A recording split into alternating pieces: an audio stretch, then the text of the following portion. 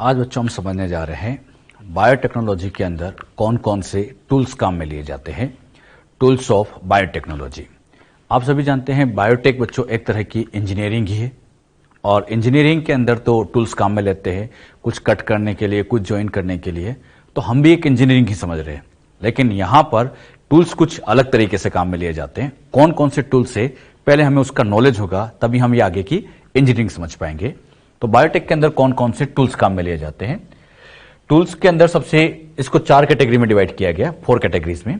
सबसे पहला आता है एंजाइम, सेकंड आता है वेक्टर या विकल डीएनए, अगला आता है डिजायर्ड जीन और नेक्स्ट आता है होस्ट सेल। मतलब ये टूल्स टोटल 4 पार्ट में डिवाइड किए गए हैं। अच्छा, यहां पर कई सारे एंजाइम हैं, जैसे एक नाम आप सभी जानते हैं रेस्ट्रिक्शन एंडोन्यूक्लियस, वो तो बहुत फेमस नाम है। लाइगेज की जरूरत पड़ती है, तो कई सारे एंजाइम यहां पे यूज किए जाते हैं। साथ ही साथ हमें वेक्टर चाहिए। वेक्टर क्यों? डिजायर्ड जीन को होस्ट में पहुंचाने के लिए बिना वेक्टर के काम नहीं चलता। डिजायर्ड जीन मतलब जो हमारी रिक्वायर्ड वाली जीन होती है उसको हम डिजायर्ड जीन कहते हैं। और last requirement host cell. Host cell मतलब जिसके अंदर हम जीन पहुंचाने वाले हैं, वो होस्ट सेल कहलाती है। एक एक करके सबको हम समझेंगे। अगर हम एंजाइम की बात करें, बायोटेक के अंदर एंजाइम की बात की जाए तो यहां पे बच्चों जो एंजाइम्स आते हैं उसमें लाइटिक एंजाइम आते हैं, क्लीवेज वही रेस्ट्रिक्शन एंजाइम आता है, ज्वाइनिंग एंजाइम आते हैं, सिंथेसाइजिंग एंजाइम आते हैं। ऐसे कई कैटेगरी में इनको डिवाइड किया गया है। तो मैं एंजाइम में ये एंजाइम एक एक करके समझाऊंगा। पहले हम शुरुआत करेंगे लाइटिक से, फिर क्लीवेज से, इस तरह से हम इनको समझते जाएंगे। फिर हम वेक्टर की बातें समझेंगे, फिर डिजायर्ड जीन के समझेंगे, फिर लास्ट में होस्ट की बातें समझेंगे। यानी सारे टूल्स को अब हम एक एक करके डिटेल में पढ़ने वाले हैं। क्लियर? तो कौन कौन से बायोटेक्नोलॉजी के अंदर टूल्स काम में लिए जाते हैं, क्लियर बच्चों? एक एक करके हम सबको समझने वाले हैं, नोट कर लीजिएगा इनको।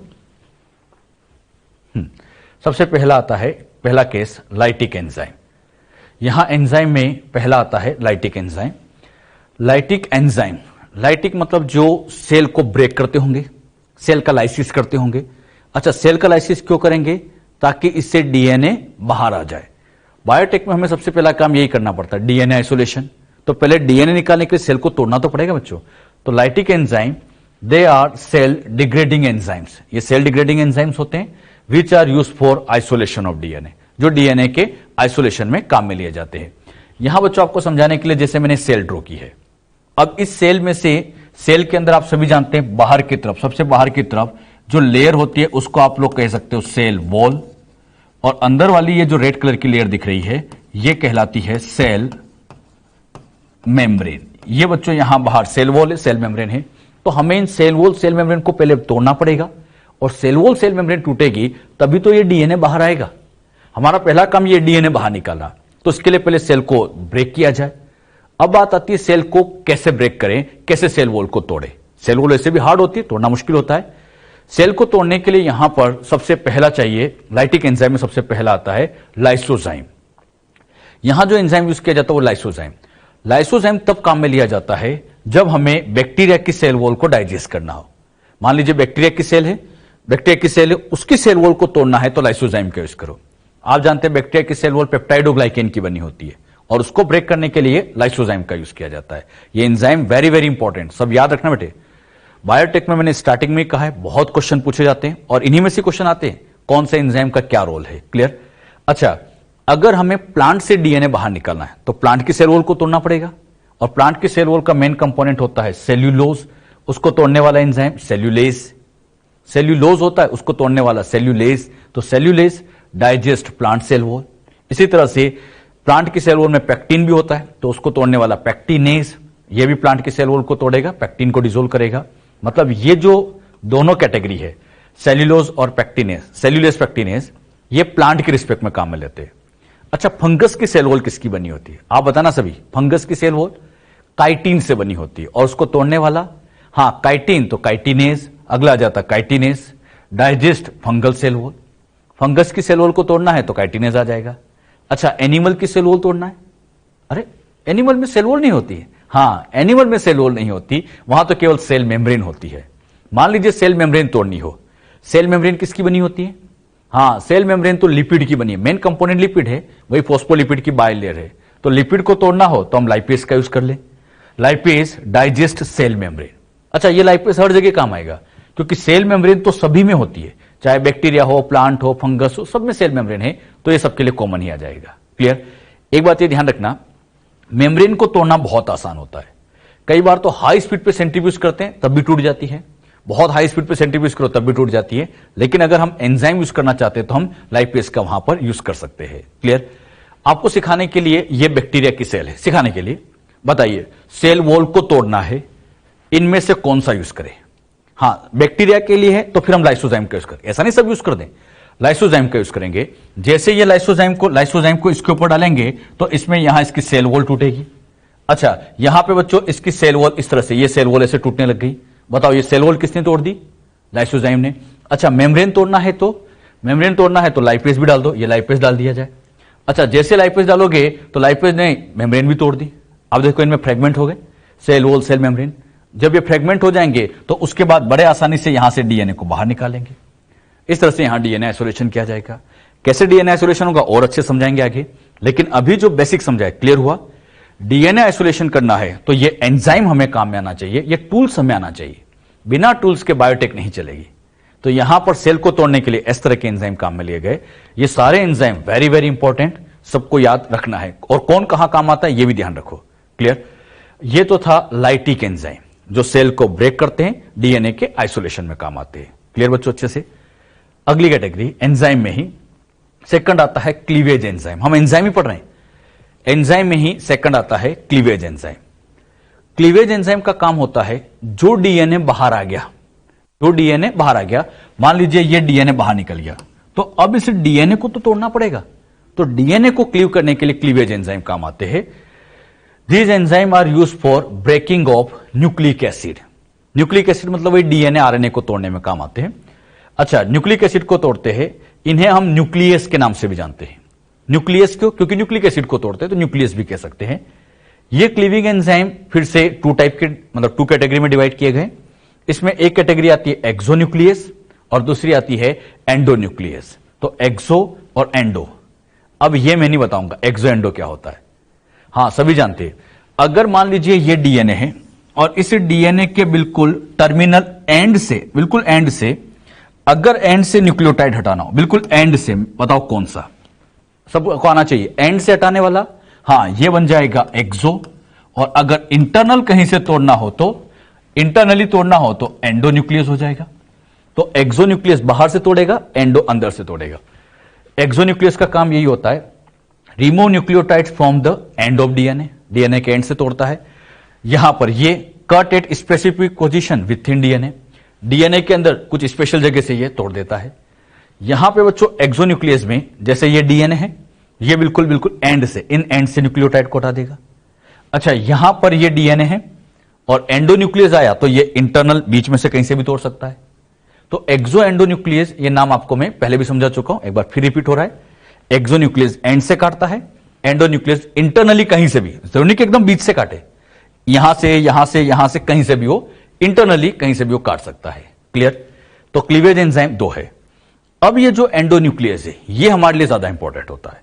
एंडोन्यूक्लियस में एक नाम बड़ा फेमस है, रेस्ट्रिक्शन एंडोन्यूक्लियस, जिसको हम शॉर्ट में कहते हैं आरई, रेस्ट्रिक्शन एंडोन्यूक्लियस। नाम से समझ में आता है एंडोन्यूक्लियस, लेकिन इसका नाम पूरा है रेस्ट्रिक्शन एंडोन्यूक्लियस। आप लोगों को ये जो यहां भी मैंने बताया है, पहले इसको आप नोट कर लीजिएगा। अब बच्चों ये जो एंडोन्यूक्लियस है, इनमें हम रेस्ट्रिक्शन एंडोन्यूक्लियस को बहुत डिटेल में समझने वाले हैं। क्लियर? रेस्ट्रिक्शन एंडोन्यूक्लियस से हर साल नीट में क्वेश्चन आ जाता है। रेस्ट्रिक्शन एंडोन्यूक्लियस का रोल, उसका यूज हम पहले ही समझ चुके हैं डीएनए फिंगरप्रिंटिंग में, याद है ना? लेकिन हम बच्चों अब इन एंजाइम को डिटेल में समझने वाले हैं। तो इसके सारे पॉइंट, जितने भी पॉइंट मैं आपको समझाऊंगा रेस्ट्रिक्शन एंडोन्यूक्लियस के, मैं इसको शॉर्ट में आरई बोला करूंगा। जितने भी पॉइंट मैं आरई के आपको समझाऊंगा, आप लोगों को सबको उसके पॉइंट याद रखना है, एक एक पॉइंट इंपॉर्टेंट है उसमें। क्लियर? तो स्टार्ट करते हैं। रेस्ट्रिक्शन एंडोन्यूक्लियस, आरई का काम है डीएनए को बीच में से काटना, एक तरह से कट करता है, तो इसीलिए इसको मॉलिक्यूलर सीजर के नाम से भी जानते हैं। कई बार तो यही पूछ लेते हैं बायोटेक्नोलॉजी के अंदर मॉलिक्यूलर सीजर कौन है, तो मॉलिक्यूलर सीजर मतलब रेस्ट्रिक्शन एंडोन्यूक्लियस को ही कहा जाता है। रेस्ट्रिक्शन एंडोन्यूक्लियस करता क्या है? Restriction endonuclease cut the phosphodiester bond of both stand of DNA. DNA में दो स्टैंड है और दोनों स्टैंड के फॉस्फोडाइस्टर बॉन्ड को काटेगा। फॉस्फोडाइस्टर बॉन्ड डीएनए में याद करो, हाँ एन ग्लाइकोसाइडिक बॉन्ड होते हैं, हाइड्रोजन बॉन्ड होते हैं, इसका मेन काम फॉस्फोडाइस्टर बॉन्ड को काटना। फॉस्फोडाइस्टर मतलब एक तरह से शुगर फॉस्फेट बैकबोन को तोड़ना। आपको समझाने के लिए जैसे मैंने डीएनए ड्रॉ कर दिया, अब आप बताओ ये बीच में तो होते हैं हाइड्रोजन बॉन्ड, ये होता है एन ग्लाइकोसाइडिक बॉन्ड। अगर इसके ऊपर आरई एंजाइम को डाल दिया जाए, आरई को डाल दिया जाए, तो अब ये आरई क्या करता है, शुगर फॉस्फेट की ये जो बैकबोन के बीच का ये जो फॉस्फोडाइस्टर बॉन्ड होता है ना, इसको तोड़ेगा। ये ध्यान रखना डीएनए बड़ा है, मतलब ये इंटरनल वाले कहीं पे भी ऐसे फॉस्फोडाइस्टर बॉन्ड को तोड़ने का काम करेगा। बात समझ में? यहां पर जब भी आरई तोड़ेगा तो हमेशा याद रखना फॉस्फोडाइस्टर बॉन्ड। हाइड्रोजन बॉन्ड को तोड़ने में आरई का रोल वैसे बहुत कम ही मान लीजिए, क्योंकि हाइड्रोजन बॉन्ड वीक बॉन्ड है, वो तो वैसे ही टूट जाते हैं। मेन बॉन्ड कौन सा तोड़ना होता है, तो फॉस्फोडाइस्टर बॉन्ड। तो ये अच्छे से याद रखिएगा कि फॉस्फोडाइस्टर बॉन्ड को तोड़ने में ही आरई का रोल होता है। एक खास बात और, अच्छा दोनों स्ट्रैंड को तोड़ेगा, इधर भी तोड़ेगा इधर भी तोड़ेगा। इसकी मैकेनिज्म अभी आप क्लियर होगी आपको। It cut the DNA by the process of hydrolysis. Hydrolysis से मतलब यह है कि जब ये बॉन्ड यहां पर ये तोड़ता है, तो बॉन्ड तोड़ते टाइम यहां पे बच्चों ये HOH मतलब वाटर का भी ब्रेकडाउन करते हैं। अच्छा वाटर का ब्रेकडाउन करेंगे तो एक साइड OH जुड़ जाएगा, एक साइड H जुड़ जाएगा, ऐसे कुछ होगा। तो बताइए इस बॉन्ड को तोड़ने के लिए वाटर को तोड़ा गया, और वाटर का टूटना हाइड्रोलाइसिस। एक बार तो ये क्वेश्चन भी आ गया था, रेस्ट्रिक्शन एंडोन्यूक्लियस किस प्रोसेस से डीएनए को ब्रेक करता है, तो by the process of hydrolysis. Clear? तो ये प्रोसेस भी आप ध्यान रखिएगा। अच्छा दे कट एट स्पेसिफिक साइट, मतलब ये डीएनए में ऐसा नहीं कि कहीं से भी काट ले, एक बिल्कुल पर्टिकुलर जगह से काटता है, पर्टिकुलर जगह से काटता है। उस पर्टिकुलर साइट का नाम होता है रेस्ट्रिक्शन साइट या रिकॉग्निशन साइट आप कह सकते हैं। रेस्ट्रिक्शन या रिकॉग्निशन साइट आप कह सकते हैं। बात आती है रेस्ट्रिक्शन साइट होती क्या है, रेस्ट्रिक्शन साइट की क्या फीचर्स है। रेस्ट्रिक्शन साइट की सबसे खास बात यह होती है, restriction site have 4, 6, 8 base pairs. मतलब रेस्ट्रिक्शन साइट में या तो 4 होंगे या 6 होंगे या 8 बेस पेयर होंगे विथ पैलेंड्रोमिक न्यूक्लियोटाइड सीक्वेंस। एक बड़ा इंपॉर्टेंट वर्ड आया, पैलेंड्रोमिक। आरई कहीं से भी नहीं काटेगा, फिक्स जगह से काटता है, उसी जगह से काटेगा जहां पे 4, 6 या 8, 4, 6, 8 बेस पेयर होंगे, और वो भी पैलेंड्रोमिक होंगे। पैलेंड्रोमिक का मतलब आप जानते हैं दोनों डायरेक्शन से रीड करने पर सेम आए, तो दोनों डायरेक्शन से रीड करने पर सेम आए उसी को हम पैलेंड्रोमिक साइट कहते हैं। और उसमें इतने बेस पेयर है तो वो एक तरह का रेस्ट्रिक्शन साइट हो गया, वहीं से आरई कट लगाता है। अच्छा जो बात अभी समझे एक बार फिर समझना, आरई कौन से बॉन्ड को तोड़ता है, फॉस्फोडाइस्टर बॉन्ड। कौन सी प्रोसेस से तोड़ता है, हाइड्रोलाइसिस से। कहां से तोड़ता है, तो रेस्ट्रिक्शन साइट। अब इस रेस्ट्रिक्शन के पॉइंट और धीरे धीरे आपको क्लियर करते हैं। आपको समझाने के लिए बच्चों पहले मैंने एक पैलेंड्रोमिक सीक्वेंस वर्ड लिखा, अब मुझे बताओ पैलेंड्रोमिक का मतलब दोनों डायरेक्शन से रीड करने पर सेम आए। Sequence of nucleotide same from both ends. जैसे एक सीक्वेंस मैंने ये लिखी है, इधर से पढ़ो GAATTC, बिल्कुल सही। इधर से रीड करो GAATTC। इधर से रीड करने में और इधर से रीड करने पर कैसा मिला, सेम। और सेम मिले तो उसी को हम पैलेंड्रोमिक या पैलेंड्रोम भी कह सकते हैं। यह पैलेंड्रोमिक सीक्वेंस या पैलेंड्रोम सीक्वेंस होती है। क्लियर? अब यहां देखना, यहां पर आप इस सीक्वेंस में बेस पेयर काउंट करो, ऐसे काउंट करो 1, 2, 3, 4, 5, 6। बताओ कितने बेस पेयर हो गए, 6 बेस पेयर है। दोनों डायरेक्शन से रीड करने पर कैसा लग रहा है, सेम। तो ये जो मैंने आपके सामने एक सीक्वेंस लिखी है ना, ये एक तरह की रेस्ट्रिक्शन, ये एक तरह की रेस्ट्रिक्शन साइट ही है, ये एक तरह की रिकॉग्निशन साइट है। और इसी रेस्ट्रिक्शन साइट को आरई पहचानेगा, यहीं को आरई को पहचानेगा और फिर इसको काट देगा। अरे बात समझ में? और कौन से बॉन्ड को काटेगा, तो फॉस्फोडाइस्टर बॉन्ड। अच्छा रेस्ट्रिक्शन साइट में कितने बेस पेयर हो गए, 6। इसी तरह से मैंने एक सीक्वेंस आपके सामने फिर लिखी GGCC। इधर से पढ़े GGCC। इधर से रीड करो, इधर से रीड करो, कैसा लग रहा है, सेम। बेस पेयर काउंट करो तो 4 बेस पेयर, तो 4 बेस पेयर है। अरे 1, 2, 3, 4 बेस पेयर है। दोनों डायरेक्शन से रीड करने पर सेम है, मतलब यह भी एक तरह का रेस्ट्रिक्शन साइट है। रेस्ट्रिक्शन साइट में क्या फीचर होते हैं, 4 बेस पेयर हो सकते हैं, 6 हो सकते हैं, 8 हो सकते हैं। 4, 6, 8 बेस पेयर होते हैं और दोनों डायरेक्शन से रीड करने पर सेम आए तो उसको हम रेस्ट्रिक्शन साइट कह देते हैं। क्लियर? पैलेंड्रोमिक वर्ड क्लियर हो बच्चों अच्छे से? तो पैलेंड्रोमिक क्या है ये हमने सीखा। अच्छा, कैसे आरी कट लगाता होगा, इस बात को और अच्छे से क्लियर करते हैं। हाउ आरी कट द डीएनए। अच्छा, ये बच्चों यहां पर एक डीएनए मैंने बनाया। ये डीएनए बच्चों ऐसे बहुत बड़ा सा है, इधर भी काफी बड़ा सा है, इधर भी काफी बड़ा सा है, बहुत बड़ा सा ये डीएनए, बहुत बड़ा डीएनए। अब यहां पर सबसे पहले मुझे बताओ, यहां पर इसमें सीक्वेंस ऐसे पूरी सीक्वेंस होगी GAATTC, इधर भी GAATTC। ये GAATTC बताओ कितने बेस पेयर है? 6।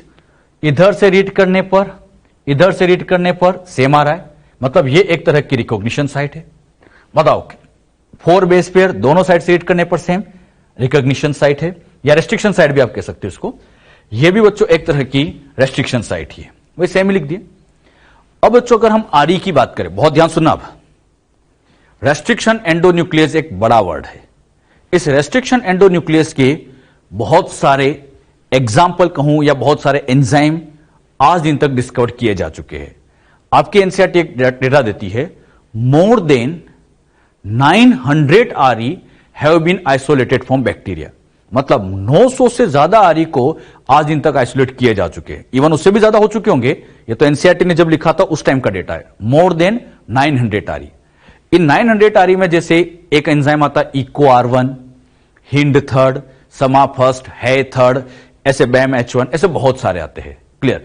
अब बच्चों जितने भी 900 आरई है सबकी अपनी अपनी साइट होती है। ये जो मैं लिखता हूं ना GAATTC, ये साइट स्पेशली एक एंजाइम की है जिसका नाम है इको R1। आपको समझाने के लिए मैंने यहां पे भी बना दिया, ये इको R1। इको R1 क्या है? ये इको R1 अपने आप में एक आरई है। फुल फॉर्म बोलो, रेस्ट्रिक्शन एंडोन्यूक्लियस है।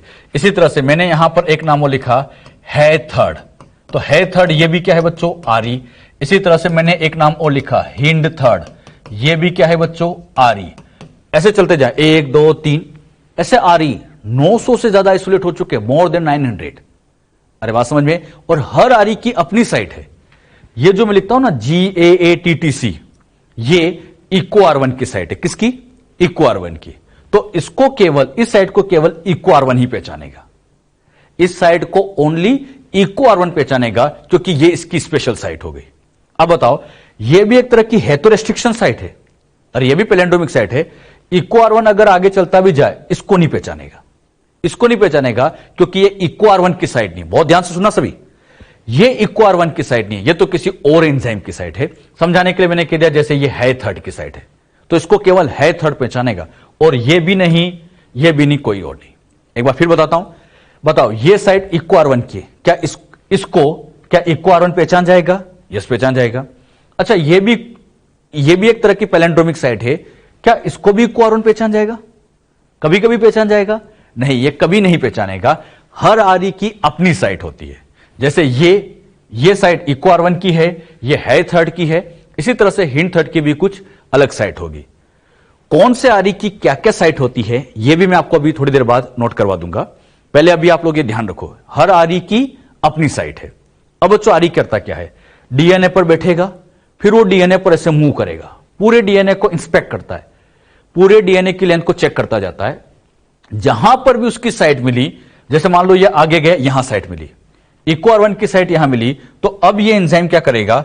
जहां पर इसकी साइट मिली वहां पर आकर बैठेगा। यहां इसकी साइट मिली तो इस जगह पे बाइंड करेगा, ये ऐसे चलता जाएगा।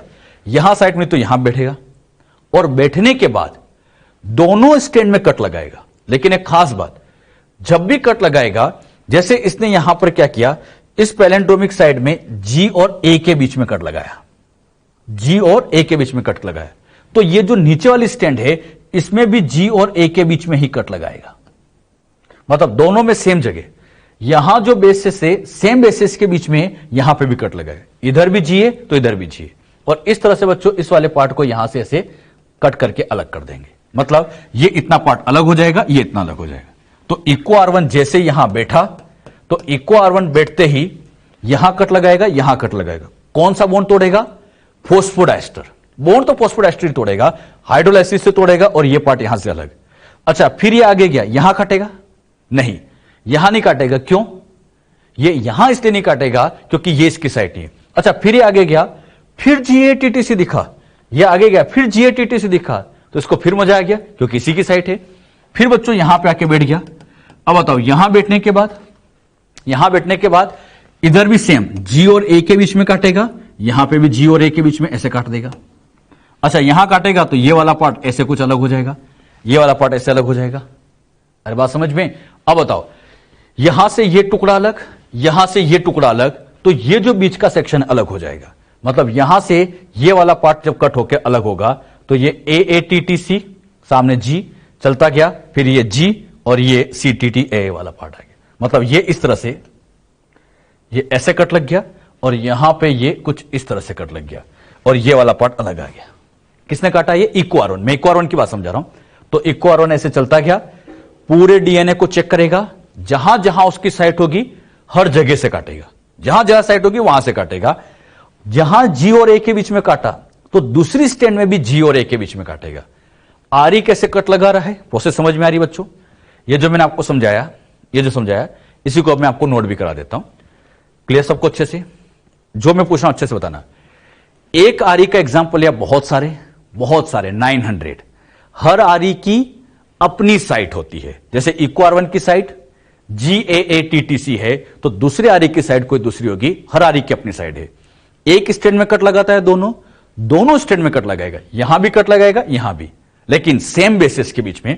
इधर जी और ए तो यहां भी जी और ए के बीच में। क्लियर? जो बात यहां समझाई क्लियर हुई बच्चों? अच्छे से समझ में आइए। अब इसके क्या पॉइंट है फटाफट लिख लेते हैं। ये तो हमने अभी डायग्राम ड्रॉ किया था वही। Firstly each restriction endonuclease function by inspecting the length of DNA sequence. ये इको R1 पूरे डीएनए को इंस्पेक्ट करेगा, जहां उसकी साइट होगी वहां बाइंड कर जाएगा। फिर क्या करेगा? Once it find specific recognition site, जैसे इसकी साइट ये है sequence, it will bind to them, मतलब वहां पर ये बाइंड करेगा। और बाइंड करने के बाद क्या करेगा? Now R E cut between the same two bases. जैसे यहां जी और ए है तो यहां जी और ए के बीच में कट लगा रहा है तो यहां पर भी जी और ए के बीच में ही काटेगा, सेम बेसिस के बीच में कट लगाएगा। कौन से बॉन्ड को तोड़ता है? शुगर फॉस्फेट बैकबोन को। बात समझ में? तो यह आरी के जो स्पेशल पॉइंट है, कहां कट लगाता है, यह आप लोगों को और ध्यान रखना है। क्लियर? ये नोट भी करना, सब एनसीईआरटी के पॉइंट है, अपने एनसीईआरटी में सब लिखा हुआ है, तो आप लोगों को यह पॉइंट भी अच्छे से आना चाहिए। आरी की बच्चों अगर हम डिस्कवरी की बात करें तो सबसे पहला आरी जो डिस्कवर किया गया था, फर्स्ट डिस्कवर्ड आरी हिंड सेकंड। ये हिंड आरी का नाम है। तो हिंड सेकंड सबसे पहले डिस्कवर किया गया था और इसकी डिस्कवरी का क्रेडिट गया था स्मिथ साइंटिस्ट को। अच्छा, स्मिथ ने जब हिंड सेकंड डिस्कवर किया था, इसके थोड़े टाइम बाद ही एक एंजाइम और डिस्कवर किया गया, Eco R1। Later on Eco R1 discovered by 3 scientist, Smith, Nathan and Arber. ये 3 साइंटिस्ट ने मिलकर इको R1 की डिस्कवरी की थी। तो सबसे पहले हिंड सेकंड डिस्कवर्ड हुआ, थोड़े टाइम बाद ही इको R1 डिस्कवर्ड हुआ। और जब ये इको R1 की डिस्कवरी हुई तो उसके बाद बायोटेक में काफी चेंजेस आए और बायोटेक काफी सक्सेस भी हुई। तो हम कह सकते हैं कि आरी की जो डिस्कवरी है ये बायोटेक की सक्सेस को बनाने में एक बहुत ही इंपॉर्टेंट रोल प्ले करती है। क्लियर? तो ये याद रखना, पहला डिस्कवर्ड आरी हिंड सेकंड। अच्छा, उसके बाद इको R1 की डिस्कवरी इन 3 साइंटिस्ट ने मिलकर की थी। बात आती है आरी का फॉर्मेशन कहां होता है। हम ये जो आरी है कहां से लाते हैं, कहां ये बनता होगा, इसकी बात हम समझे। आरी का फॉर्मेशन बच्चों एक बात ध्यान रखिएगा, ये केवल और केवल प्रोकैरियोट्स में मिलता है, केवल बैक्टीरिया में बनता है। मतलब जैसे मान लीजिए ये बैक्टीरिया की सेल है, ये बैक्टीरियल सेल है, इस बैक्टीरिया के अंदर ये आरी का फॉर्मेशन होता है। अच्छा, बैक्टीरिया आप सभी जानते हैं, बैक्टीरिया प्रोकैरियोट है। इस प्रोकैरियोट के अंदर इसकी जीन से यहां आरी बना होगा। आरी एक एंजाइम ही तो है बच्चों, और ये एंजाइम इस बैक्टीरियल सेल के अंदर बना। अब बात आती है बैक्टीरिया ने ये आरी का फॉर्मेशन क्यों किया होगा। तो इसका एक बड़ा अच्छा रीजन था। मान लीजिए इस बैक्टीरिया के ऊपर सपोज करिए किसी वायरस ने अटैक कर दिया, ये किसी वायरस ने अटैक कर दिया, तो इस वायरस से बचने के लिए बैक्टीरिया अपने अंदर आरी का फॉर्मेशन करता है। तो बैक्टीरिया आरी बनाता है किससे बचने के लिए? इस वायरस से बचाने के लिए। तो बहुत इंपॉर्टेंट पॉइंट हम यहां लिखते हैं। इस पॉइंट को अभी मैं और डिटेल में आपको समझाऊंगा। पहले पॉइंट लिखिएगा, restriction endonuclease found in bacteria. ये केवल बैक्टीरिया के अंदर ही मिलते हैं। क्यों मिलते हैं? अच्छा, यहां पर इस बैक्टीरिया की ग्रोथ को रोकने के लिए, बैक्टीरिया के अंदर वायरस की ग्रोथ को रोकने के लिए, इस वायरस की ग्रोथ को रखने के लिए यहां 2 एंजाइम काम आते हैं। इसमें बच्चों एक एंजाइम तो आता है वही रेस्ट्रिक्शन एंडोन्यूक्लियस, और एक और आता है मिथाइलेज। अभी बताऊंगा मैं आपको। There are two enzyme responsible for restrict the growth of bacteriophage. मतलब इस वायरस की ग्रोथ को यहां रोकने के लिए दो एंजाइम काम में लिए गए। इसमें एक एंजाइम तो आता है मिथाइलेज और एक यही आरई रेस्ट्रिक्शन एंडोन्यूक्लियस। मिथाइलेज का काम होता है मिथाइल ग्रुप को जोड़ना डीएनए के साथ, और रेस्ट्रिक्शन का काम होता है डीएनए को काटना। ये डीएनए को काटने का काम करता है। ये जो बातें मैंने अभी आपको यहां समझाई थी, ये पॉइंट पहले बच्चों आप लोग नोट करके रखिएगा। अब मैं आपको इसकी पूरी प्रोसेस समझाता हूं कि एग्जैक्टली यहां पर हुआ क्या होगा। बहुत ध्यान से समझिएगा कि इन एंजाइम की जरूरत क्यों पड़ी है। पहले इसको आप लोग नोट कर लीजिए। क्या नोट सबने? हां, अब यहां पे बहुत ध्यान सीखिएगा। आपको समझाने के लिए ये बच्चों मैंने बैक्टीरियल सेल बनाई। बैक्टीरिया की सेल समझाने के लिए मैंने ई कोलाई ही ले ली। अच्छा, ई कोलाई की सेल के अंदर ये इसका डीएनए है। इसको मैं और अच्छे से कह सकता हूं, ये अपने आप में बैक्टीरियल डीएनए ही है। ये बैक्टीरियल डीएनए बैक्टीरिया का डीएनए है। क्लियर? इसका ये डीएनए था।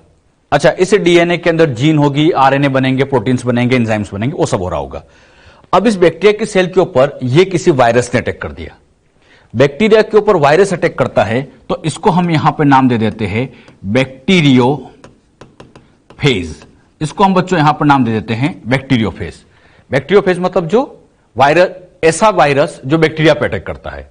अच्छा, जब ये अटैक करता है तो सबसे पहले अपना जो जेनेटिक मटेरियल है वो अंदर की तरफ ट्रांसफर करता है। सभी जानते हैं, मतलब ये वायरस अपना डीएनए अंदर ट्रांसफर करेगा। अब इसका डीएनए बैक्टीरिया की सेल के अंदर प्रोपोगेट होता है, अपनी नंबर को बढ़ाता है। वायरस इस बैक्टीरिया के अंदर अपनी नंबर को बढ़ाएगा, मतलब यहां पर इस तरह से ये अपनी नंबर यहां पर ऐसे बढ़ाता जाएगा। मुझे बताओ, बैक्टीरिया के अंदर किसकी नंबर बढ़ रही है? वायरस की। अच्छा, जब ये वायरस अपनी नंबर यहां बढ़ाता है तो ये कई बार बैक्टीरियल सेल को बहुत नुकसान पहुंचाता है, और कई बार तो बैक्टीरिया की सेल को मार भी देता है। यानी ये वायरस आता है, बैक्टीरिया को नुकसान करके चला जाता है। हर बार यही हो रहा है। अब जो बैक्टीरिया ने सोचा कि यहां पे हर बार ये आता है, नुकसान करके जाता है, तो क्यों ना इस वायरस से लड़ाई की जाए, डिफेंस किया जाए, बचा जाए। अब बात आती है इस वायरस से कैसे बचे। तो इससे बचने के लिए यहां पर उन्होंने क्या किया, अपने डीएनए से, अपने डीएनए मतलब जीन से, यहां पर आरएनए से एक प्रोटीन बनाया, एंजाइम बनाया। मतलब इस जीन से मैंने डायरेक्ट लिख दिया एंजाइम बना, आरएनए बना, प्रोटीन, प्रोटीन मतलब एंजाइम बना। ई कोलाई के अंदर ये जो एंजाइम बना, इसी एंजाइम का नाम दे दिया EcoR1। ये एंजाइम बना, इसका नाम क्या दे दिया? EcoR1, क्योंकि ई कोलाई की सेल के अंदर डेवलप हुआ था। अब बच्चों इस एंजाइम ने क्या किया, ये जो एंजाइम बना है, इस एंजाइम ने जाके इस वायरस के डीएनए को बीच से काटा। अच्छा, EcoR1 कहां से काटेगा? जहां इसकी साइट होगी, और इस वायरस के डीएनए पे वो साइट होती है GAATTC, इस तरह की साइट होगी, वहां जाके काटेगा। तो इसने इसको उठा के यहां से काटा। अच्छा, बीच में से काटा तो ये वायरस का डीएनए से टुकड़ों में टूट गया। वायरस का डीएनए टुकड़ों में टूट गया, और जब वायरस का डीएनए टूट गया तो अब यहां पर वायरस की यहां ग्रोथ नहीं हो पाएगी। अरे जब इसका डीएनए टूट गया तो ग्रोथ कैसे होगी? तो बताओ, ये एंजाइम वायरस की ग्रोथ को बढ़ा रहा है या रोक रहा है? इतना बताओ मुझे। वायरस की ग्रोथ को रोक रहा है, रेस्ट्रिक्ट कर रहा है, तो इसीलिए इस एंजाइम का नाम लिखा गया रेस्ट्रिक्शन। रेस्ट्रिक्शन वर्ड क्यों बोला? वायरस की ग्रोथ को रेस्ट्रिक्ट करता है, और ये बीच से काटता है, तो एक नाम और जोड़ दिया, एंडोन्यूक्लियस। मतलब यही एंजाइम एग्जैक्ट बन गया रेस्ट्रिक्शन एंडोन्यूक्लियस। क्यों ये नाम दिया, समझ में आया बच्चों? बताओ क्यों कहा? रेस्ट्रिक्शन नाम इसलिए दिया क्योंकि वायरस की ग्रोथ को रेस्ट्रिक्ट करता है, रोकता है। ये पूछा जाता है रेस्ट्रिक्शन एंडोन्यूक्लियस में रेस्ट्रिक्शन का क्या मतलब है? रेस्ट्रिक्शन मतलब ग्रोथ रोकना, किसकी? वायरस की ग्रोथ को बैक्टीरिया के अंदर रोकने का काम करता है। क्लियर? एंडोन्यूक्लियस क्यों कहा? क्योंकि बीच से काट देता है। अब एक खास बात, ये एंजाइम EcoR1, इसका एक ही काम है, जहां भी GAATTC दिखेगा, इसकी साइट है ये, जहां भी GAATTC दिखेगा वहां काट देगा। अब बताओ, ये बैक्टीरिया का डीएनए है, क्या इसके डीएनए पर GAATTC सीक्वेंस नहीं मिल सकती है? बिल्कुल मिल सकती है। मान लीजिए इस बैक्टीरिया के डीएनए के ऊपर, बैक्टीरिया के डीएनए के ऊपर यहां सीक्वेंस मिल गई GAATTC, इसका कॉम्प्लीमेंट्री बना लेते हैं, GAATTC, वही पैलिंड्रोमिक बन गया। अब बताओ, EcoR1 ने जैसे ही इस GATTC को देखा, EcoR1 ने जैसे GATTC को देखा, यह चुप नहीं बैठेगा। मतलब यह जाएगा और इसके ऊपर भी अटैक करेगा, बिल्कुल अपने ऊपर यहां पर भी अटैक करेगा। अब सोचो, यह एंजाइम उसी डीएनए को काटने चला गया जिसने इसको बनाया है। और सोचो, अगर इस एंजाइम ने बैक्टीरिया के डीएनए को काट दिया, इसी को खत्म कर दिया, तब तो बैक्टीरिया सर्वाइव नहीं कर पाएगा। सेल बड़ी समझदार है। सेल ने क्या समझदारी दिखाई? उसे पता है कि ये एंजाइम, बात को सुनना, सेल को पता है कि ये एंजाइम मेरे खुद के डीएनए को भी काट सकता है, ये आरई मेरे डीएनए को भी काट सकता है, क्योंकि मेरे ऊपर भी जीएटीटीसी होता है। अब ये खुद के डीएनए को काट सकता है, तो इसने अपने आप को यहां पर बचाने के लिए, इसने बच्चों अपने आप को यहां पर बचाने के लिए इसने एक बहुत अच्छा तरीका सोचा। इस इक्वार1 से अपने आप को बचाने के लिए क्या किया? यहां पर उसने जाकर एक मिथाइल ग्रुप जोड़ दिया। यहां पर भी इस तरह से मिथाइल ग्रुप जोड़ दिया। कौन से एंजाइम से? वही मिथाइलेज, मिथाइल ग्रुप को जोड़ने वाला। अच्छा, जैसे मिथाइल ग्रुप जुड़ा, तो मिथाइल ग्रुप जुड़ने से क्या होता है कि ये यहां पर इक्वार1 अब इसको पहचान नहीं पाता। अरे एंजाइम से बचाने का सबसे बेस्ट तरीका मिथाइल लगा लो। ऐसा हमने कई बार मॉलिक्यूलर चैप्टर में भी किया है। याद करो, 7 methyl guanosine triphosphate, methyl group लगा देते। तो एंजाइम से बचने का सबसे बेस्ट तरीका था, क्या लगा दिया? मिथाइल। और मिथाइल लगने की वजह से ये इक्वार1 अब इसको पहचान नहीं पाता, क्योंकि ये साइट हल्की सी अल्टर हो गई, चेंज हो गई, मिथाइल लग गया। अच्छा, ये एंजाइम इसको पहचान नहीं पाएगा तो काटेगा नहीं। तो मुझे बताओ, इस एंजाइम ने वायरस के डीएनए को तोड़ा दिया, काट दिया, लेकिन खुद के डीएनए पे अटैक क्यों नहीं किया? तो सीधा आंसर मिथाइलेशन। तो मिथाइलेशन की वजह से ये अपने डीएनए पर अटैक नहीं करता है। बात समझ में बच्चों? क्या मैंने समझाया? फटाफट बोलना। बताओ, बैक्टीरिया की सेल के अंदर क्या आरई बनते हैं? ये आरई तो है, इसको शॉर्ट में मैं आरई लिख देता हूं। बैक्टीरियल सेल के अंदर आरई बनते हैं। बताओ क्यों बनते हैं? हां, सीधा सा आंसर, वायरस की ग्रोथ को रोकने के लिए। वायरस की ग्रोथ को रोकने के लिए आरई बनाया गया। इस आरई ने खुद के डीएनए पर अटैक क्यों नहीं किया? यस, खुद के डीएनए पर इसलिए अटैक नहीं किया क्योंकि इसने यहां पर अपनी साइट को, अपनी रेस्ट्रिक्शन साइट को मिथाइलेशन से मॉडिफाइड कर दिया था। अरे बात समझ में? ये जो मैंने आपको समझाया है, क्लियर बच्चों? अच्छे से समझ में आया सबको अच्छे से? हां। अच्छा, पूछा जाता है बायोटेक्नोलॉजी के अंदर हम आरई का यूज क्यों करते हैं? बताइए क्यों यूज करते हैं? हां, ताकि हम डीएनए को काटने के लिए, डीएनए आसानी से कट किया जा सके। क्लियर? तो ये बच्चों ऐसे काटने का काम करता है, लेकिन खुद के डीएनए पर क्यों कट नहीं लगाता है? मिथाइलेशन की वजह से। जो बात यहां पर मैंने अभी आपको समझाई, क्लियर हुई? अच्छा, जो बातें मैं बोल रहा था इसको फटाफट हम नोट भी कर लेते हैं। पहले इसको नोट करो। अब यहां पर इसके कुछ खास पॉइंट। आरई कहां से मिलता है? बैक्टीरियल सेल से। RE part of defence system of bacteria. ये बैक्टीरिया का डिफेंस सिस्टम का पार्ट है। It provide defence against virus, virus से डिफेंस करता है। RE never cut its own bacterial DNA, खुद के डीएनए को कट नहीं करता। क्यों नहीं करता? Because their restriction site modified by methylation. Clear? और एक और बहुत इंपॉर्टेंट पॉइंट, ये कभी भी यूकैरियोट्स में नहीं मिलता। हमारी सेल के अंदर कभी आरई नहीं मिलता, क्योंकि हमारे डिफेंस का तरीका अलग है। ये एक तरह से बैक्टीरिया के डिफेंस का तरीका था, तो अपने अंदर आरई नहीं बनता। और एक और इंपॉर्टेंट पॉइंट, आज दिन तक more than 900 RE have been isolated from over 230 strains of bacteria. आज दिन तक 900 से ज्यादा RE को आइसोलेट किया जा चुका है 230 strains of bacteria. इसको ऐसे समझो, जैसे मान लीजिए ये एक बैक्टीरियल सेल, ऐसी यहां पर बैक्टीरियल सेल की 230 स्ट्रेन है, 1 2 ऐसे चलते गए 230 है।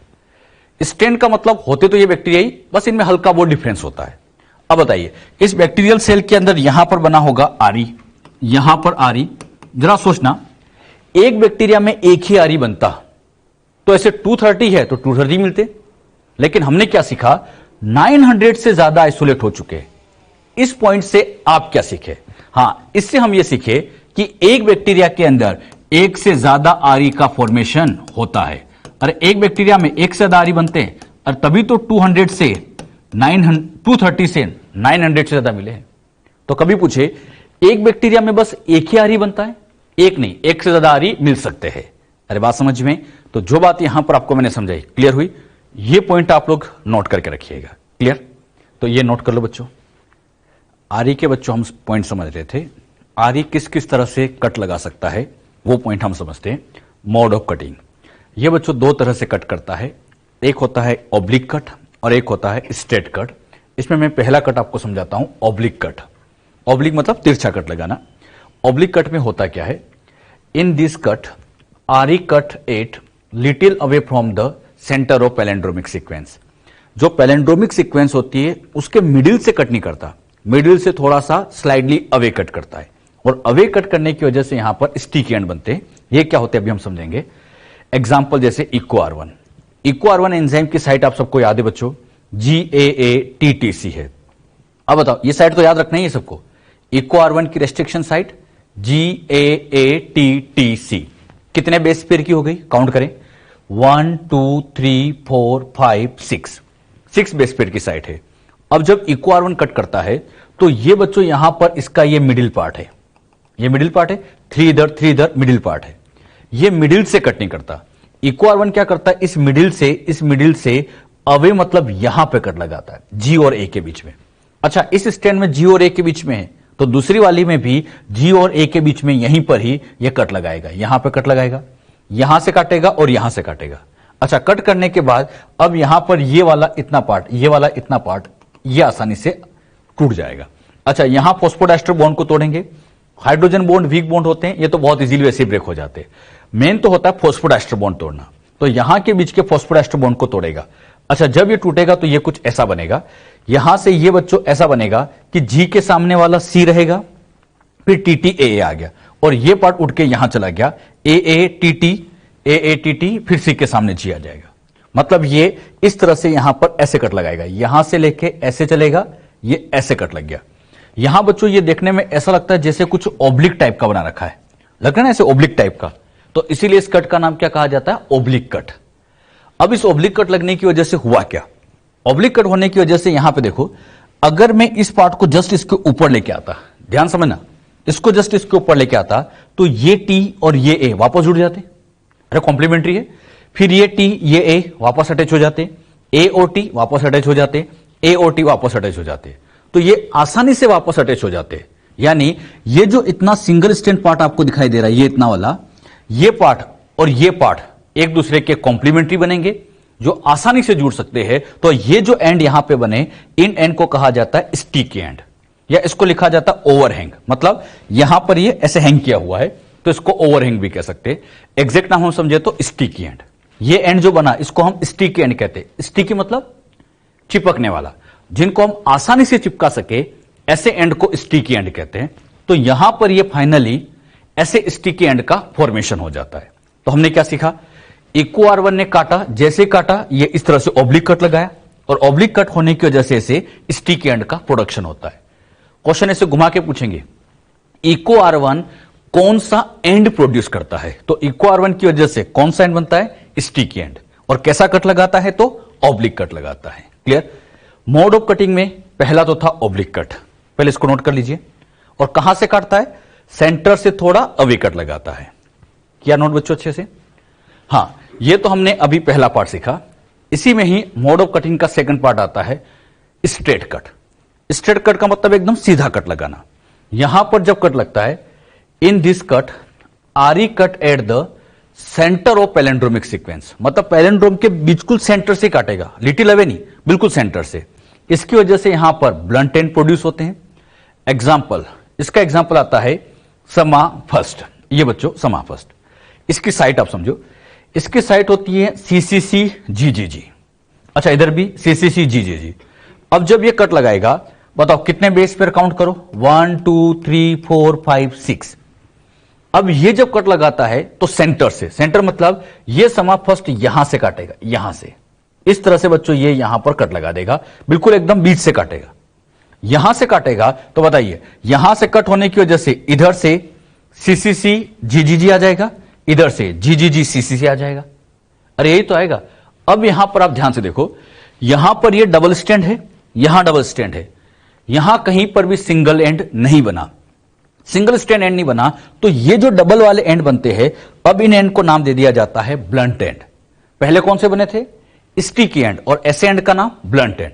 यहां देखने में ऐसा लगता है जैसे कि बच्चों एकदम ऐसे सीधा कट लगा हो, और सीधा कट लगा इसलिए नाम लिखा गया स्ट्रेट कट। एकदम ये सीधा कटता है तो स्ट्रेट कट, और स्ट्रेट कट की वजह से हमेशा ब्लंट एंड प्रोड्यूस होते हैं। तो ये याद रखना, इको आर1 तो स्टिकी एंड देता है। स्टिकी क्यों कहते हैं, क्योंकि चिपकाने में आसान होते हैं, और समा फर्स्ट की वजह से ब्लंट एंड बनता है। अब मुझे बताओ, बायोटेक के हिसाब से हम समझे तो आगे इनको लाइगेज से जोड़ना भी पड़ता है, और जोड़ने के लिए स्टिकी एंड बेटर है या ब्लंट एंड। हाँ, स्टिक एंड ज्यादा बेटर होते हैं क्योंकि वो कॉम्प्लीमेंट्री है, आसानी से जुड़ जाते हैं। तो बायोटेक में ऐसे एंजाइम को प्रेफरेंस दी जाती है जो कि स्टिक एंड प्रोड्यूस करे, क्योंकि उनको जोड़ना आसान रहता है। वैसे ये भी जुड़ जाते हैं, लेकिन इसमें थोड़ी प्रॉब्लम आती है। पहले यहां एक एडाप्टर लगाते हैं, फिर इनको जोड़ते हैं, थोड़ी मुश्किल होती है। ज्यादा बेटर किसको माना जाता है? स्टिक एंड वाले को माना जाता है। क्लियर? समझ में आया सबको अच्छे से? तो स्ट्रेट कट क्या होता है इसको नोट कर लीजिए, इससे ब्लंट एंड मिलेगा। क्या है नोट हुआ? अच्छा, इसी में बच्चों अगला पार्ट अब हम लेते हैं, नोमेनक्लेचर ऑफ रेस्ट्रिक्शन एंडोन्यूक्लियस। आरई की नेमिंग कैसे दी जाती है? अच्छा, जब भी हम आरई का नेम लिखते हैं तो आरई के नेम में, जैसे मैंने एक नेम यहां लिखा आपके सामने, इको R1, और एक नाम यहां लिखा समा फर्स्ट। क्लियर? अब इसके नेम में ध्यान से देखो, 1 2 3 4 लेटर और एक रोमन नंबर, 1 2 3 लेटर और ये रोमन नंबर। यानी आरई के नेम में या तो 3 लेटर होते हैं या 4 लेटर होते हैं, और पीछे क्या लगा दिया जाता है इसे? Roman number. तो नोमेनक्लेचर में ध्यान रखिएगा, इट कंसिस्ट ऑफ 3 या 4 लेटर, या तो 3 लेटर होंगे या 4 लेटर प्लस 1 रोमन नंबर, एक रोमन नंबर पीछे लगा रखा होगा। अब यहां पर ये first letter, second letter, third letter क्या इंडिकेट करते हैं वो हम समझे। नोमेनक्लेचर में सबसे पहला आता है first letter. First letter indicate genus of bacteria, किस बैक्टीरिया से ये बाहर निकाला गया उसका जीनस बताता है। अच्छा, ये वाला ई मतलब एक तरह से जीनस को इंडिकेट कराता है, जैसे स्टीरिया। अगले नंबर पे आता है सेकंड एंड थर्ड लेटर, मतलब मैं इसकी बात कर रहा हूं, सेकंड एंड थर्ड लेटर, इन दोनों को मिला के, इन दोनों को साथ में लिखेंगे, सेकंड थर्ड। सेकंड और थर्ड लेटर मिलकर ये उसकी स्पीशीज को बताता है। अगले नंबर पे आता है फोर्थ लेटर, ये फोर्थ लेटर आर वाला, ये आता है बैक्टीरियल स्ट्रेन को बताता है। फर्स्ट हो गया जीनस, सेकंड थर्ड आ गया स्पीशीज, और फोर्थ लेटर आ गया स्ट्रेन। अब बात आती है ये रोमन नंबर क्या चीज है, तो अगला पार्ट आता है इसमें Roman number. Roman number order in which the enzyme were isolated from bacteria, bacteria से किस ऑर्डर में ये आइसोलेट हुआ उसके ये ऑर्डर को बताने का काम करता है। एक बैक्टीरिया में मैंने सिखाया था कई आरी बनते हैं, तो कौन सा आरी पहले निकाला गया? पहले आइसोलेट किया गया, नॉट डिस्कवरी, गड़बड़ नहीं करना। Order in which the enzyme were isolate, enzyme were isolate, isolate किस ऑर्डर में हुआ है ये बच्चों वो रोमन नंबर को इंडिकेट करता है। आइसोलेट को ध्यान रखना, कंफ्यूज करने के लिए डिस्कवरी कहते हैं, डिस्कवरी नहीं, आइसोलेशन। जैसे ऐसे समझो, इको R1 में ई बताओ कौन सा लेटर हुआ? फर्स्ट, ये हो गया सेकंड, ये थर्ड और ये फोर्थ। ये ई तो हो गया यहां पर फर्स्ट लेटर, बताओ क्या बताएगा? जीनस, जैसे स्टीरिया। सी और ओ, ये हो गया थर्ड और सेकंड और थर्ड लेटर स्पीशीज के लिए, ये फोर्थ लेटर स्ट्रेन के लिए। इको R1 में जो स्ट्रेन काम में लेते हैं RY13, ये ई कोलाई की एक स्ट्रेन है RY13, ये याद रखना, कभी ऐसे क्वेश्चन बना लेते हैं। इको R1 को जिस बैक्टीरियल स्ट्रेन से निकाला गया उस स्ट्रेन का नंबर क्या था? तो RY13 था, और ये फर्स्ट यहां पे इंडिकेट करता है first enzyme isolated from bacteria. Isolation की बात कर रहे हैं बेटे, डिस्कवरी नहीं, पहला एंजाइम जो आइसोलेट किया गया था। ये जो बात मैंने आपको समझाई, क्लियर हुई? अब मैं इसी बात को एक एग्जांपल से और क्लियर करता हूं आपको, जो बात यहां समझाएगी, पहले इसको नोट कर लीजिए। अब यहां पर आप इसको ऐसे समझिएगा, ये मैंने आपको समझाने के लिए एक बैक्टीरियल सेल बनाई। इस बैक्टीरिया की सेल का नाम है हीमोफिलस इन्फ्लुएंजा। ये बैक्टीरिया हीमोफिलस इन्फ्लुएंजा, इस बैक्टीरिया की 2 स्ट्रेन है, एक RF और एक RD। ये जो स्ट्रेन मैंने बनाई है ये RD वाली है, ये RD वाली है, लेकिन एक इसकी स्ट्रेन और मिलती थी RF। हीमोफिलस तो हो गया जीनस, इन्फ्लुएंजा हो गया स्पीशीज, और ये हो गई इसकी स्ट्रेन। ये जीनस है, ये स्पीशीज है, स्ट्रेन है। अच्छा, इसकी 2 स्ट्रेन होती है, लेकिन जो ड्रॉ की गई है वो RD वाली ड्रॉ की है। अब यहां देखना, इस बैक्टीरिया का ये जो डीएनए है, इस डीएनए का ये छोटा सा पार्ट बताओ क्या कहलाता है? जीन। और इस जीन से यहां पर, इस जीन से, शॉर्ट में मैं इसको जीन लिख देता हूं, जीन से यहां पे एक एंजाइम बना आरी, जीन से आरएनए बना, एंजाइम बना आरी। अब मुझे बताओ इस आरी का नेम देना है। मैंने क्या बताया था, जब नेमिंग करना हो पहला लेटर कहां से लेंगे? तो सबसे पहला लेटर लेंगे इसके जीनस से, ये पहला लेटर, यानी जब इसका नेम देंगे तो पहला लेटर यहां पर आ जाएगा H। पहला लेटर कौन सा आ जाएगा? H। अब बताओ सेकंड थर्ड कहां से लेते हैं? स्पीशीज, तो ये स्पीशीज से सेकंड थर्ड लेटर आ जाएंगे, सेकंड थर्ड स्पीशीज से मतलब IN आ जाएगा, ये IN आ जाएगा। अब फोर्थ लेटर कहां से लेते? स्ट्रेन। अब स्ट्रेन में यहां ध्यान से देखो बच्चों, दोनों में आर तो कॉमन है। अरे आर तो कॉमन है, यहां पे आर लिखेंगे तो कंफ्यूज हो जाएंगे कि ये है ये है। तो अब अगला लेटर देखें, यहां लिखा है डी, तो ये आ जाएगा इसका फोर्थ लेटर, मतलब ये बन गया हिंड। एच कहां से ले लिया? जीनस से। आई एन कहां से ले लिया? स्पीशीज से। डी स्ट्रेन से ले लिया। और ये एंजाइम पहली बार निकला गया तो फर्स्ट लगा देंगे, तो ये बन गया हिंड फर्स्ट। अरे समझ में आया? अच्छा मान लीजिए इस बैक्टीरिया के अंदर एक आरी बनता है या एक से ज्यादा? एक से ज्यादा बन सकता है। मान लीजिए इसके अंदर एक आरी और बना, इस आरी को थोड़े टाइम बाद बाहर निकाल रहे हैं। अब इसका नाम दे, नेमिंग देना है तो क्या करेंगे? पहला लेटर तो एच, पहला लेटर एच जीनस से आ गया, आई एन स्पीशीज से आ गया, डी स्ट्रेन से आ गया। अब बताओ ये बाद में आइसोलेट हुआ तो ये बन गया सेकंड। अच्छा इसके अंदर मान लीजिए एक आरी और बन गया, मान लीजिए इसकी जीन से एक आरी और बन गया। अब इसका नाम आप बताओ कैसे लिखेंगे? नेमिंग देनी इसकी, तो नेमिंग देते टाइम पहला एच, फिर आई एन, फिर डी। अब बताओ ये और बाद में आइसोलेट हुआ तो इसको थर्ड कह देंगे। मतलब इसी एक ही बैक्टीरिया से एक से ज्यादा आरी आइसोलेट किए गए। अच्छा पहला आइसोलेट हुआ तो फर्स्ट, सेकंड, थर्ड, बाद में एक को निकलेगा तो फोर, एक को निकलेगा तो फाइव। इस तरह से इनको नाम देते जाएंगे। तो एक बैक्टीरिया में एक से ज्यादा आरी बन सकते हैं। और ये फर्स्ट, सेकंड, थर्ड क्या बताता है? Order of isolation, not discovery. Order of isolation, किस ऑर्डर में आइसोलेट किया गया। अब ध्यान समझना, मान लीजिए इसको समझाने के लिए मैं स्मॉल ए कह देता हूं, इसको स्मॉल बी कह देता हूं। जब स्मिथ साइंटिस्ट ने, एक पॉइंट क्लियर कर रहा हूं, डाउट क्लियर कर रहा हूं एक तरह से आपका, स्मिथ साइंटिस्ट ने सबसे पहले सेल के अंदर इसको देखा था। सबसे पहले सेल में यह देखा गया था, मतलब यह था फर्स्ट डिस्कवर्ड। ये बच्चों फर्स्ट डिस्कवर्ड था क्योंकि पहली बार इसको देखा गया था।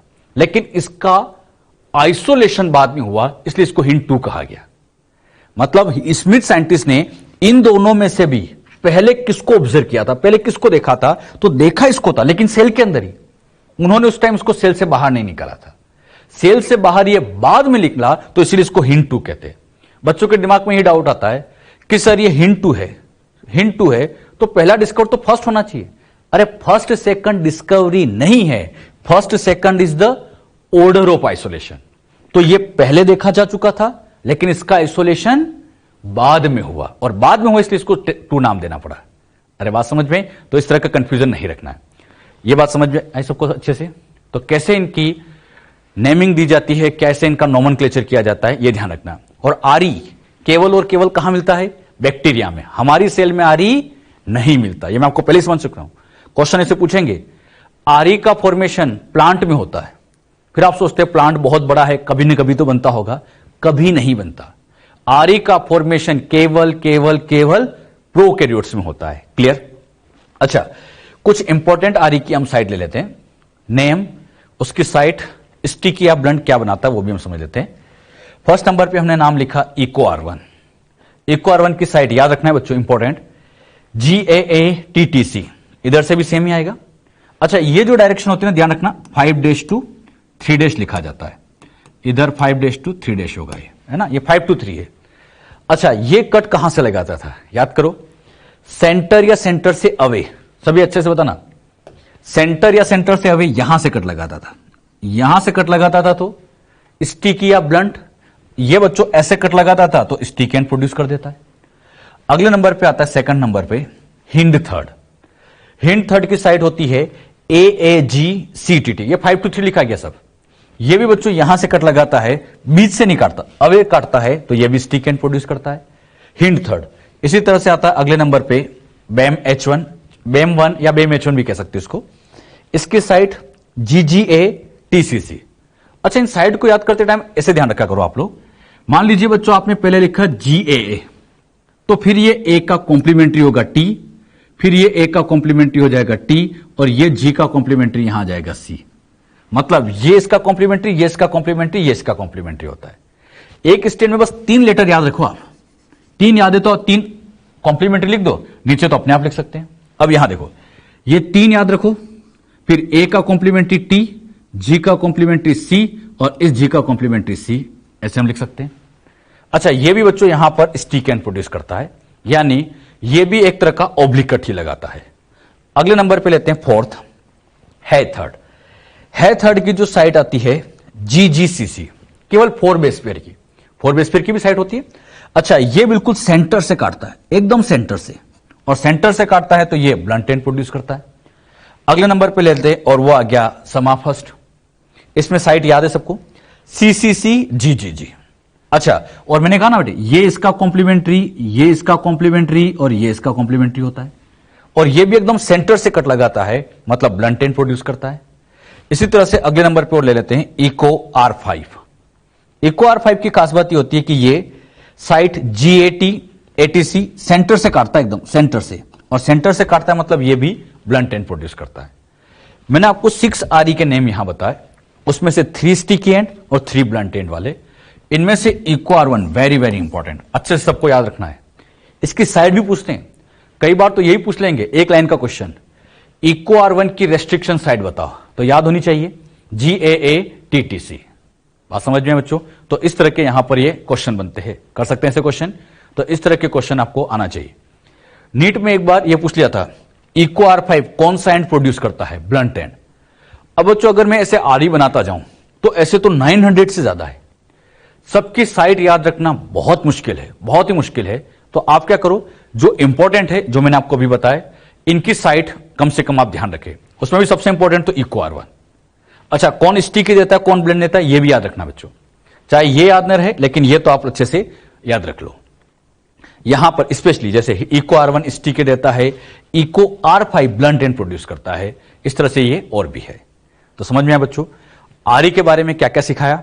फॉस्फोडाइस्टर बॉन्ड को काटता है, हाइड्रोलाइसिस से काटता है, केवल और केवल प्रोकैरियोट में बनता है। क्यों? हां, इसलिए बनता है ताकि वायरस से अपने आप को बचा सके। क्लियर? अच्छा, यूकैरियोट में कभी नहीं बनता।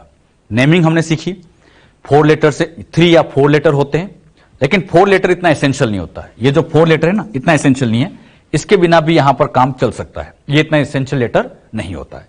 तो जितनी बातें यहां पर आपको समझाई गई, ये सब बातें आप अच्छे से ध्यान रखें। क्लियर? टूल्स ऑफ बायोटेक्नोलॉजी हम बच्चों समझ रहे थे। इन टूल्स में हमने एंजाइम के बारे में 2 कैटेगरी समझ ली थी, लाइटिक एंजाइम और क्लीवेज एंजाइम। इसी में ही थर्ड कैटेगरी आती है ज्वाइनिंग एंजाइम। और ज्वाइनिंग एंजाइम आप सभी जानते हैं, DNA लाइगेज, इसको मॉलिक्यूलर ग्लू के नाम से भी जानते हैं। मॉलिक्यूलर ग्लू मतलब चिपकाने वाला, तो लाइगेज का काम आप सभी जानते हैं, ज्वाइन करना है। DNA ligase join the fragments of DNA के फ्रेगमेंट उनको आपस में चिपकाना हो। जैसे बच्चों मान लीजिए, अच्छा ये क्या करता है, तो फॉस्फोडाइस्टर बॉन्ड बना देता है कि 2 अलग थे, उनके बीच में फॉस्फोडाइस्टर बॉन्ड ज्वाइन कर देता है। ऐसे समझो, ये DNA के अंदर यहां पर कोई गैप है, तो जैसे इसके यहां गैप दिख रही है आपको, इस गैप को फिल करना है तो इस लाइगेज एंजाइम को यहां पर मिला दो, लाइगेज को लगा दो, और लाइगेज इनके बीच में ज्वाइनिंग कर देता है। तो जैसे DNA लाइगेज आएगा, यहां इनके बीच में फॉस्फोडाइस्टर बॉन्ड बना देता है और इनको चिपका देता है। तो ये सभी आप जानते भी है, ज्वाइन करने वाला एंजाइम पूछे तो लाइगेज। सिमिलरली यहां पर भी आप समझ सकते हो, जैसे ये वेक्टर है, ये इंसर्ट है, इनको चिपकाना है तो इस मॉलिक्यूलर ग्लू लाइगेज को लगा दो, ये इनको आपस में चिपका देगा। तो जब भी 2 फ्रेगमेंट को चिपकाना हो, लाइगेज को बुला लो, लाइगेज का काम होता है ज्वाइन करना। तो ये थर्ड कैटेगरी ज्वाइनिंग वाली होती है। इसी तरह से बायोटेक के अंदर सिंथेसाइजिंग एंजाइम भी काम आते हैं। सिंथेसाइजिंग एंजाइम मतलब जो सिंथेसिस में काम आते हैं।